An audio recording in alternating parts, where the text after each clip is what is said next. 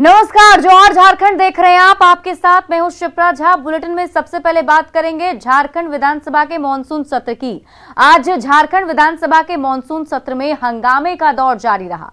प्रश्नकाल के दौरान हंगामे के बाद सदन की कार्यवाही 1:45 बजे तक के लिए स्थगित कर दी गई थी। 1:45 बजे सदन की कार्यवाही जब शुरू हुई तब नियोजन नीति पर विधायकों की ओर से कार्य स्थगन प्रस्ताव लाया गया, लेकिन इसे स्पीकर ने अमान्य कर दिया। इससे नाराज बीजेपी विधायक एक बार फिर से वेल में आ गए और नारेबाजी करने लगे। सदन में लगातार शोर शराबा बढ़ता देखकर स्पीकर ने सदन की कार्यवाही दोपहर 2 बजे तक के लिए स्थगित कर दी।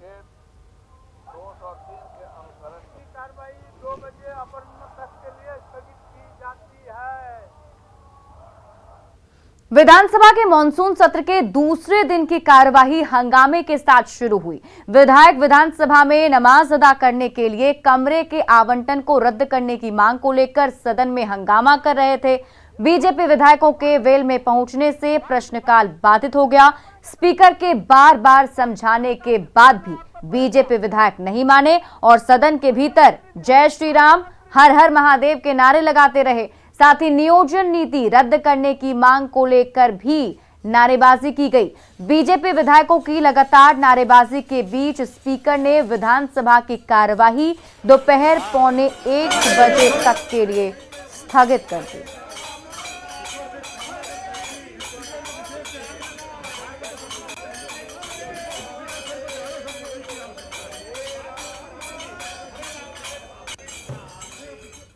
विधानसभा में नमाज के लिए कमरा आवंटित करने पर बीजेपी ने सदन के बाहर जमकर विरोध किया। ढोल, झाल और ताशे के साथ बीजेपी विधायकों ने स्पीकर के फैसले पर अपना विरोध जताया। वहीं बीजेपी के विरोध पर सत्तारूढ़ गठबंधन के दल हमलावर दिखे और छोटे मुद्दों को बड़ा बनाने का आरोप लगाया है।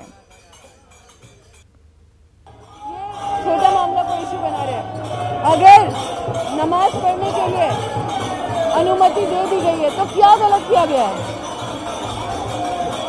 जब सर्वधर्म स्थल होता है वो इंडियन आर्मी में दिया गया है, वहाँ पे भी लोग नमाज पढ़ते हैं, वहाँ हिंदू भी पूजा करती है, वहाँ सिख भी रहता है, ईसाई भी रहता है, तो सर्वधर्म स्थल यहाँ पे भी क्यों नहीं हो सकता? पहले से ही इनकी एक तैयारी थी कि विधानसभा को नहीं चलने देना है, जनहित के मुद्दों को नहीं उठने देना है, राज्य के विकास की बातें नहीं होने देनी है, इसलिए ये बेवजह के मुद्दों को उठा रहे हैं।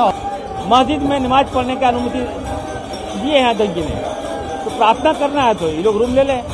बेवजह मुद्दा को तोड़ दिया जा रहा है। आज झारखंड को आवश्यकता है, बेरोजगार जो युवा है उसके प्रति अगर लोग मांग करते तो हम लोग सरकार चिंतित है। हम अपने युवाओं को जोड़ना चाहते हैं, इनको चाहिए मंदिर मस्जिद, इनको मौका मिल गया है। क्योंकि बाधित करना है विधानसभा तो कोई ना कोई एक कारण ढूंढना पड़ेगा और वही सब कर रहे हैं। मैं तो ये कहूँगा, जिन्हें नजर है वो हिंदू मुसलमान देखते हैं, और मैं तो राजनीतिक गद्दा हूँ, हम सिर्फ इंसान देखते हैं। झारखंड स्टेट हज कमेटी के निवर्तमान चेयरमैन रिजवान खान ने विधानसभा में नमाज के लिए कमरा अलॉट करने के फैसले पर आपत्ति जताई। साथ ही इस फैसले को सियासी फायदे के लिए लेने का आरोप लगाया है। विधानसभा द्वारा झारखंड सरकार द्वारा नमाज पढ़ने के लिए एक कमरा का झारखंड विधानसभा में आवंटन किया गया। इस संबंध में अधिसूचना जारी की गई। ये बिल्कुल गलत है और इससे पूर्व जब भी सरकार रही झारखंड में, आज तक ऐसी अधिसूचना जारी नहीं की गई थी। ये सिर्फ झारखंड सरकार का मंशा दिखाता है कि वो सांप्रदायिक और तुष्टीकरण की राजनीति के तहत सिर्फ वोट बैंक के लिए इस तरह से काम कर रही है। झारखंड सरकार को विकास से कोई लेना देना नहीं है। झारखंड विधानसभा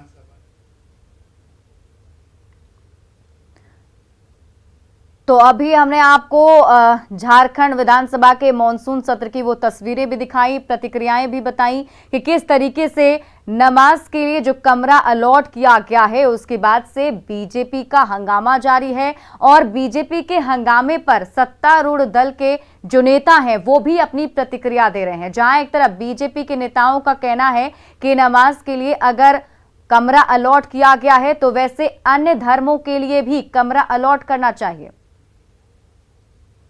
और हमारे साथ इस खबर पर अधिक जानकारी के साथ हमारे सहयोगी अविनाश हमारे साथ लाइव जुड़े हुए हैं, सीधे उनके पास चलते हैं। अविनाश, फिलहाल क्या अपडेट मिल पा रहा है? जो पहले विरोध किया जा रहा था बीजेपी की तरफ से बाहर निकलकर, क्या अभी भी विरोध चल ही रहा है? आगे कार्रवाई शुरू हो पाएगी?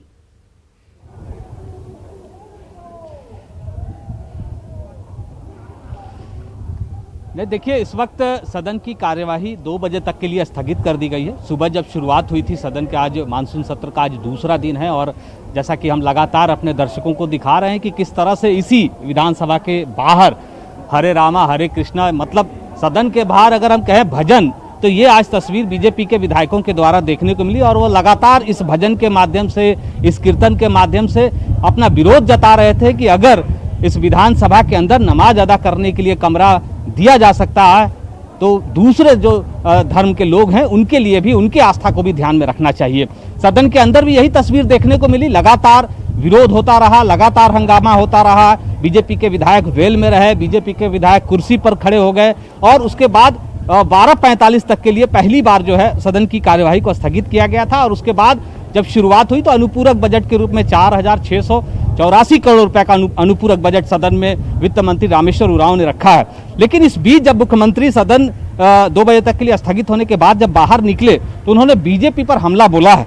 उन्होंने कहा है कि ये जो अभी चल रही है, जो सवाल थे पत्रकारों के, उस पर उन्होंने कहा है कि अगर मन में आस्था हो, मन में अगर भगवान के प्रति आस्था हो, तब ये सारी चीजें आप कहीं भी इस आस्था को दिखा सकते हैं, मतलब भगवान को याद कर सकते हैं। लेकिन अगर आपके मन में अगर राक्षस हो तो सिर्फ और सिर्फ आपको दुश्मनी ही दिखेगी। तो ये जो एक नया बयान है, ये जो मुख्यमंत्री ने कहा है, आज मुख्यमंत्री प्रश्नकाल भी था, मुख्यमंत्री का प्रश्नकाल भी नहीं हुआ। उन्होंने अपनी तरफ से कहा कि हमने पूरी तैयारी करके इस बात की तैयारी कर रखी थी, हर एक सवाल का जवाब देने के लिए वो तैयार थे, लेकिन सदन में मुख्यमंत्री प्रश्नकाल नहीं हुआ।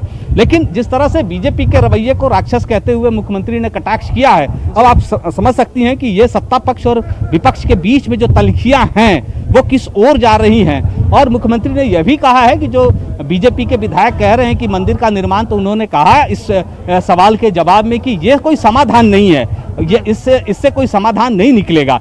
इसलिए हम ये कह सकते हैं कि अब जो सेकंड पारी में जब शुरुआत होगी और जो बहस होना है, जो वाद विवाद है, उस मुद्दे पर, महंगाई और रोजगार के मुद्दे पर रखी गई है। अब ये देखना होगा कि बीजेपी के विधायक सदन को चलने देते हैं कि नहीं, सदन की कार्यवाही चल पाती है कि नहीं, या फिर बीजेपी के विधायक वॉकआउट करते हैं और सदन में जो सत्ताधारी जो दल के जो विधायक हैं वो अपनी बात रखेंगे। चूंकि महंगाई को लेकर भी इस वक्त पूरे देश में कहें, राज्य में कहें, लोगों के बीच एक चर्चा का विषय है।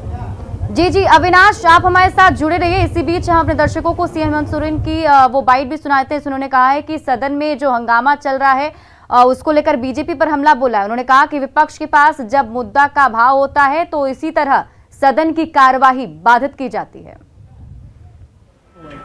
जब दल के पास कोई मुद्दे नहीं रह जाते हैं ना, कोई टॉपिक नहीं रहता है, तो इसी तरीके का आचरण अपनाकर सदन को बाधित करने का उनका पहले से ही प्लान है। आज मुख्यमंत्री प्रश्नकाल था और मुझे लगता है कि इतना मुख्यमंत्री प्रश्नकाल पहले कभी नहीं आया था। हम लोग पूरी तैयारी में थे कि सारी चीज़ का जवाब हम लोग देंगे और मुझे जवाब देना था। दुर्भाग्य है अब अगले का इससे समाधान थोड़ी होने वाला है, इससे भी इनका समाधान नहीं होना। वैसे क्या इसके लिए तैयार है? क्योंकि कुछ मंत्रियों ने भी ये सजेशन दिया है कि प्रार्थना स्थल के नाम पर मन में अगर आस्था हो, भगवान हो, तो सब जगह है, लेकिन मन में अगर राक्षस हो तो सब जगह दुश्मनी दुश्मन। और हमारे साथ हमारे सहयोगी अविनाश बने हुए हैं। अविनाश के पास चलते हैं। अविनाश, देखिए, भले ही सीएम हेमंत सोरेन कह रहे हैं कि मुद्दा विहीन बीजेपी अभी हो चुकी है, इसीलिए इसको मुद्दा बनाने की कोशिश कर रही है, लेकिन सवाल तो बनता जरूर है कि आखिर विधानसभा के अंदर ये मंदिर मस्जिद क्यों?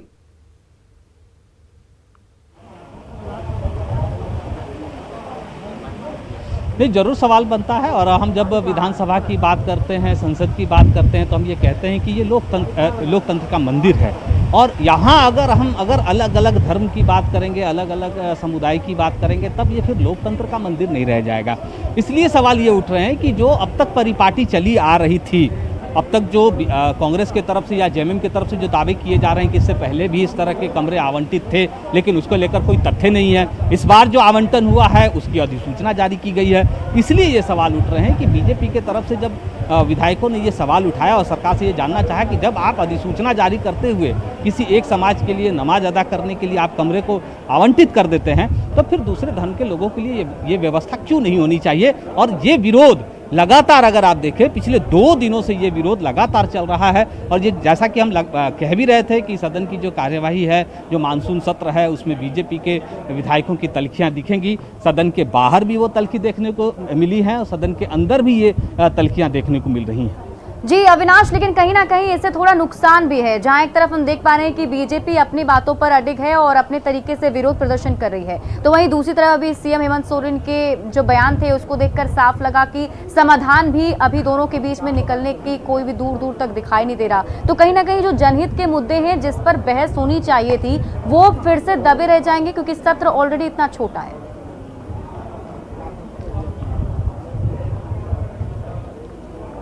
नहीं, आपने सही सवाल किया है और यही सबसे बड़ा सवाल है कि जो ये हंगामा हो रहा है, जिस हम धर्म को लेकर हंगामा की बात कर रहे हैं, राजनीति को देख रहे हैं, जो सवाल जनता से जुड़े हुए सवाल जो सदन के अंदर आने चाहिए थे, चाहे वो सत्ता पक्ष के विधायकों के द्वारा लाया जाना हो या विपक्ष के विधायकों के द्वारा लाया जाना, वो सवाल नहीं आ पा रहे हैं। नियोजन नीति को लेकर जो कार्य स्थगन था, आपने देखा कि उसे स्थगित कर दिया गया है विधानसभा अध्यक्ष के द्वारा। नियोजन नीति पर सरकार के अंदर से भी सवाल उठ रहे हैं, कांग्रेस ने ही इस पर सवाल उठाया है। तो बहुत सारे ऐसे मुद्दे हैं जो जनता से जुड़े हुए मुद्दे हैं, चाहे वो कोविड काल के समय की बात कर लें या अगर हम सड़क से लेकर बिजली तक की बात कर लें, अलग अलग क्षेत्र में विधानसभा वाइज अगर हम देखें, जो माननीय विधायक होते हैं अपने अपने इलाके के सवाल लेकर सदन तक पहुंचते हैं और उससे सरकार से उम्मीद होती है कि सरकार उस पर सकारात्मक जवाब दे, या सरकार कब तक उसे पूरा करने वाली है ये एक जवाब आना चाहिए। लेकिन जब सदन की कार्यवाही चलेगी ही नहीं, तब ये सवाल जो आने वाले हैं उसका उत्तर कौन देगा, क्योंकि प्रश्न ही जब सदन के पटल पर नहीं आएगा। तो जी बहुत बहुत शुक्रिया अविनाश तमाम जानकारी के लिए। बढ़ते हैं आगे और देखिए, विश्व हिंदू परिषद ने झारखंड विधानसभा के अंदर जो एक कमरा नमाज के लिए दिया गया है उसके फैसले का विरोध किया है। वीएचपी के राष्ट्रीय प्रवक्ता विनोद बंसल ने न्यूज 18 से खास बातचीत में कहा कि विधानसभा में नमाज पढ़ने के लिए कमरा देना गलत है। विनोद बंसल ने सवाल किया है कि जब देश के अंदर कहीं भी इस तरह का प्रोविजन नहीं है, तो झारखंड विधानसभा में मात्र 4 विधायकों के लिए पूरा कमरा क्यों खोला जा रहा है। विनोद बंसल से खास बात की दिल्ली संवाददाता अमितेश कुमार ने। बात करते हैं विश्व हिंदू परिषद के राष्ट्रीय प्रवक्ता विनोद बंसल से। विनोद जी, झारखंड विधानसभा में एक कमरा दिया गया है नमाज पढ़ने के लिए, इसको लेकर के विरोध शुरू हुए हैं, आप लोग विरोध कर रहे हैं, आखिर क्या कारण है? देखिए, नमाज के लिए कमरा नहीं दिया, वो एक तरह से उन्होंने परमानेंट मस्जिद दे दिया। क्योंकि इस्लाम के मानने वाले कुछ लोग कहते हैं, बड़े बड़े जो अपने आप को तथाकथित क्लरिक कहते थे, वो कहते हैं कि भाई जहाँ एक बार नमाज हो जाती है वो मस्जिद बन जाती है, और मस्जिद अल्लाह का घर होता है, वो हमेशा रहता है। इसका मतलब विधानसभा अध्यक्ष को संभवतः पता है कि अब ये विधानसभा नहीं बल्कि मस्जिद रहेगी। दूसरी बात ये कि मुझे बताइए कि जब देश के अंदर कहीं भी इस तरह का कोई प्रोविज़न नहीं है, यहाँ तक कि जम्मू कश्मीर के अंदर भी जहाँ सर्वाधिक मुस्लिम विधायक थे, तो वहाँ पर भी इस तरह का कोई प्रावधान किसी ने नहीं मांग की, और झारखंड विधानसभा में मात्र 4 विधायकों के लिए आप पूरा कमरा खोल रहे हो, पूरा मस्जिद बना रहे हो, ये कहीं तर्कसंगत नहीं है, ना लोकतांत्रिक है, ना संवैधानिक है, और न ही देश के लोकाचार के अनुसार है। कुछ लोग अब कह रहे हैं कि मंदिर भी बनना चाहिए, बीजेपी के नेता कह रहे हैं कि अगर मस्जिद, अगर वहाँ पर नमाज पढ़ने के लिए इजाज़त दी जाती है तो फिर वहाँ पर मंदिर भी बनना चाहिए। हनुमान जी नहीं, हमारा कहना है कि देखिए, मंदिर क्यों बनना चाहिए, कितने मंदिर बनाओगे, हमारे तो 33 करोड़ देवी देवता हैं, एक बात। दूसरी बात, आपको जैन मंदिर बनाना पड़ेगा, बौद्ध मंदिर बनाना पड़ेगा, अगर आप सेकुलर हैं तो आपको वाल्मीकि मंदिर बनाना पड़ेगा, आपको आर्य समाज मंदिर बनाना पड़ेगा, और जाने कितने सारी चीज़ें बनानी पड़ेगी, फिर विधानसभा नहीं रहेगी, वो तो फिर मंदिर ही होंगे। लेकिन मुझे लगता है कि अगर आप वास्तव में सेकुलर, या तो आप कम्युनल सरकार हैं, सोरेन सरकार को अपने सारे मंत्रियों को अब विधानसभा में जाने से पहले एक तख्ती लटका लेनी चाहिए और वो लिखना चाहिए कि हम तो कम्युनल मंत्री हैं, और नहीं तो सेकुलर का लवादा मत लोड़िए। जब से ये तालिबान का वर्चस्व बढ़ा है, मुझे ऐसा लग रहा है कुछ लोगों का उत्साह, अति उत्साह में जो है कुछ जिहादियों के सामने सरेंडर करने की नई परंपरा शुरू कर दी उन्होंने। आप देखिए किस तरह से लव जिहाद के, धर्मांतरण के और वनवासी गिरवासी समाज को उत्पीड़न के मामले ईसाई मिश्रणियाँ और जिहादी तत्व लगातार करते आ रहे हैं। उस पर तो सरकार आंख मूंद लेती है, लेकिन विधानसभा में उन्हीं के लिए एक अलग से मस्जिद बना देती है। ये नहीं चलेगा। आप कहिए कि हम कम्युनल सरकार हैं, देश के लोकतंत्र के विरुद्ध में हैं, हम देश के संविधान के विरुद्ध में हैं, तब तो बात समझ में आती है, अन्यथा तो वहाँ का समाज चुप नहीं बैठेगा।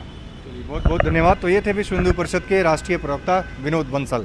कैमरामैन संजीव वर्मा के साथ अमितेश, न्यूज 18 दिल्ली। गोड्डा पहुंचे बीजेपी प्रदेश अध्यक्ष दीपक प्रकाश का राज्य सरकार पर हमला जारी है। उन्होंने कहा कि इस सरकार के 19 महीने के कार्यकाल में 2900 महिलाओं के साथ दुष्कर्म किया गया और जब बीजेपी के कार्यकर्ता पीड़ित महिलाओं की आवाज बनते हैं तो उन पर फर्जी मुकदमे लाद दिए जाते हैं। उन्होंने कहा कि फर्जी मुकदमे के मामले में सरकार का नाम रिकॉर्ड बुक में आना चाहिए। इसी के साथ उन्होंने ये भी कहा कि रूपा तिर्की को इंसाफ दिलाने के लिए पार्टी सड़क से सदन तक आंदोलन चलाती रहेगी। 19 महीने में 2900 महिलाओं के साथ बलात्कार की घटना घटी। बलात्कार की घटना घटती है, भारतीय जनता पार्टी के कार्यकर्ता उसके पक्ष में जब खड़ा होते हैं तो उन पर फर्जी मुकदमे डालने का काम करती है।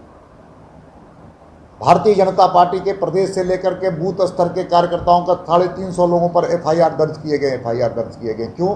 क्योंकि जनता की आवाज़ बन करके जनता के लिए जब बात करते हैं तो ये सरकार को नागवार गुजरता है। फर्जी मुकदमे का इनके पास लिम्का बुक में और जिनीस बुक में भी नाम होना चाहिए। रूपा तिर्की के संदर्भ में हम इतना ही कहना चाहते हैं कि रूपा तिर्की को न्याय दिलाने के लिए भारतीय जनता पार्टी का कार्यकर्ता सड़क से लेकर के सदन से लेकर न्यायपालिका के दरवाजे तक भी हम सब लोगों ने दस्तक देने का काम किया। गिरिडीह के गावा प्रखंड में बालू का अवैध उत्खनन धड़ल्ले से जारी है। यहां हर दिन सैकड़ों ट्रक बालू बिहार भेजा जा रहा है। यहां बालू माफिया इतना बेखौफ हो चुके हैं कि उन्हें प्रशासन की किसी भी कार्रवाई का डर नहीं है। रात के अंधेरे में हर रोज गिरिडीह के गावा प्रखंड से सैकड़ों ट्रक बालू बिहार सप्लाई की जाती है। इससे सरकार को राजस्व का तो नुकसान हो ही रहा है, वहीं नदी पर भी इसका प्रतिकूल असर दिख रहा है। बताया जाता है कि एक ट्रक बालू की कीमत 50 से 60 हजार रुपए तक होती है। यहां पिछले दिनों एसडीएम की अगुवाई में छापेमारी हुई थी, लेकिन ग्रामीणों ने इसे आई वॉश करार दिया और जल्द ही अवैध उठाव पर रोक नहीं लगाने पर आंदोलन की चेतावनी दी है। शासन के नाक के नीचे से उठ रहा है और जनप्रतिनिधि जो लोग हैं उनके नाक से नीचे से उठ रहा है। और हम लोग कुछ भी ग्रामीण लोग अगर किसी के पास ये मैसेज पहुंचाना चाह रहे हैं तो उन लोग कोई भी ध्यान नहीं दे रहे हैं। हम प्रशासन से यही मांग करते हैं, हम लोग टोटल ग्रामीण लोग, कि इस पर कानूनी कार्रवाई किया जाए और जो भी दोषी व्यक्ति हैं उस पर कड़ी से कड़ी कार्रवाई करना चाहिए। और साथ में अगर ये कार्रवाई नहीं हुई तो हम लोग ग्रामीण जितना भी हैं इस पर हम लोग उग्र आंदोलन करेंगे। और नदी का ये बालू हम लोग रोकने के लिए हम लोग को अगर जान प्राण भी लग जाए तो हम लोग लगाने के लिए सदैव तत्पर रहेंगे। सिमडेगा से मानव तस्करी का काला दाग नहीं मिट रहा है। यहाँ की नाबालिग को हरियाणा के करनाल में बेच दिया गया था। 1,20,000 रुपए में बेचकर उसकी शादी करा दी गई थी, जहां उस पर बेइंतहा जुल्म ढाया गया। किसी तरह भागकर वो सिमडेगा पहुंची। उसकी हालत इतनी खराब है कि वो अपने पैरों पर खड़ी तक नहीं हो पा रही है। AHTU थाने के सहयोग से उसका इलाज सदर अस्पताल में किया जा रहा है। इधर सिमडेगा एसपी ने न्यूज 18 को हर हाल में दोषी टेम्पो ड्राइवर की गिरफ्तारी का भरोसा दिया, लेकिन अब तक आरोपी पुलिस की गिरफ्त से बाहर है। फिर वहाँ पे शादी सब चीज करवा दिया। किसका? मेरा शादी? हाँ, और 1,20,000 में बेच दिया था जी। उस समय हमको हमारे ना लेडीज को हमको वहाँ पर सब कुछ किया, रोटी वोटी कुछ नहीं देता था और हमको ना जूठा खाना सब खिलाता था। तो भाग क्या वैसे? हाँ, वो लोग को हम परेशान किए ना। जो शादी किया था उसका बेटा से, उसका बेटा भी हमको मार रहा था, गाला दबा दबा के सीढ़ी सब में घिसरा के उतारा था। पढ़ना चाहती हो ना? हाँ, हम पढ़ाई कर रहे थे, घर भी बना रहे थे हमारा गांव में।